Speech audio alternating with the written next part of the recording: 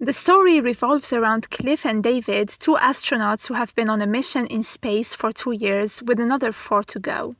Both have wives and children with whom they spend some quality time going to the movies and fishing. However, the two men's physical form is in space, while their replicas are on Earth. Both David and Cliff connect to their links located in their quarters on the space shuttle. They use their tags to connect with their replicas back on Earth and live virtually their lives with their spouses. They occasionally receive alerts on their watches in order to fix some issues caused by minor debris impacts. They have their link machines both on Earth and space, so when they head into space, they become unconscious on Earth and vice versa. Usually, they only stay in the spaceship on Fridays for their physical, otherwise they spend their time with their families while they're connected to their links. Replica David is sleeping with his wife when he wakes up to some noise. He realizes that there are intruders in his house, so he arms himself with a bat and orders them to get out. The hippie cult consists of Kappa, Sigma, Theta, and Epsilon. Their leader calls David the Machine Man. Using a knife, they slice his arm, which is mechanical and oozing green liquid. They hit him with a hammer and are about to kill his family when he disconnects from human David. In space, David uses his tag to reconnect and try to save his family. His wife begs the cult to spare them and shouts that they're human, but the cult leader points out that a man sleeps in the sky while his mechanical image walks the earth. He adds that she shares her bed with an abomination. He's against defying nature, so he decides to murder them all. David screams as he sees his entire family getting killed. Cliff tries to console David, but he just asks to be left alone.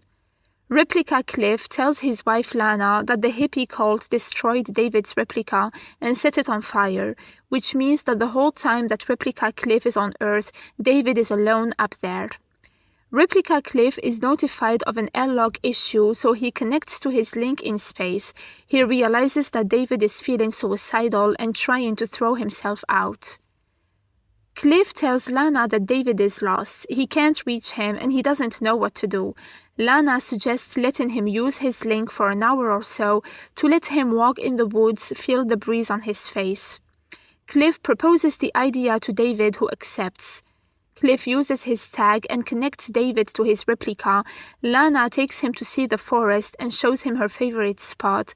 The pair sit together by the old tree, and David in Cliff's replica starts crying. She hugs him and consoles him. Cliff is surprised to learn that David wept like a child in front of her. In space, David shows Cliff a drawing he made of his house that he drew from memory.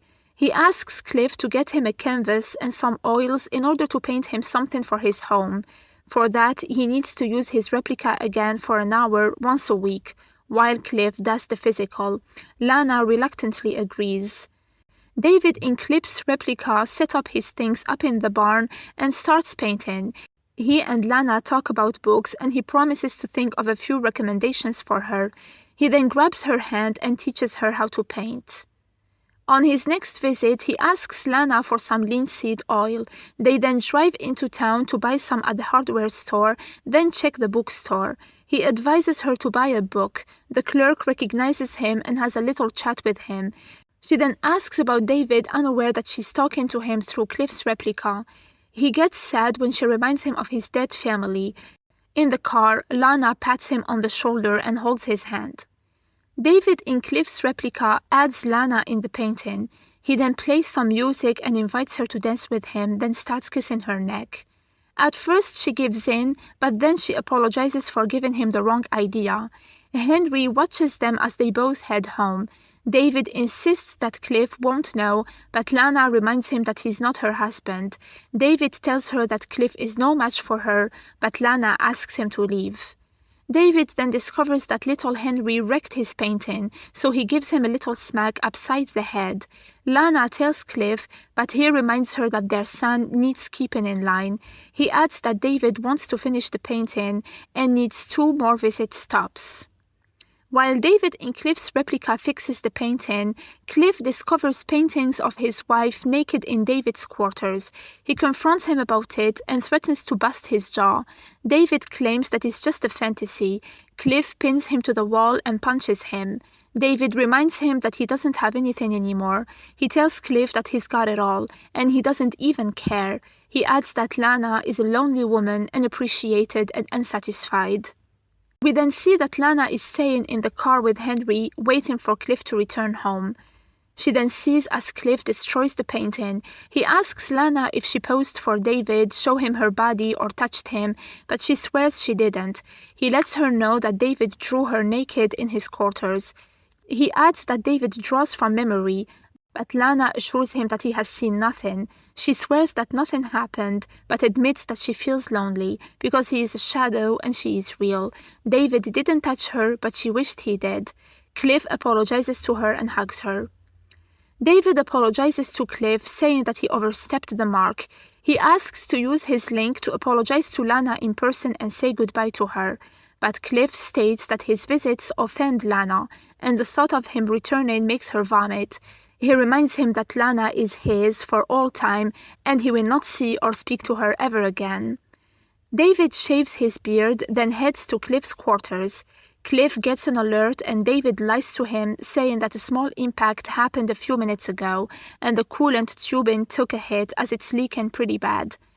Cliff heads out of the shuttle to fix it, but when he gets there, he finds no visible signs of damage. He tries to contact David but doesn't get a reply. He gets back inside and David claims he was in the bathroom. He then discovers that David took his tag and used his link. Cliff rushes to his house and sees as his hands are bloody. He screams when he finds his wife and child dead on the floor in a pool of blood. He returns to the shuttle and David invites him to sit next to him.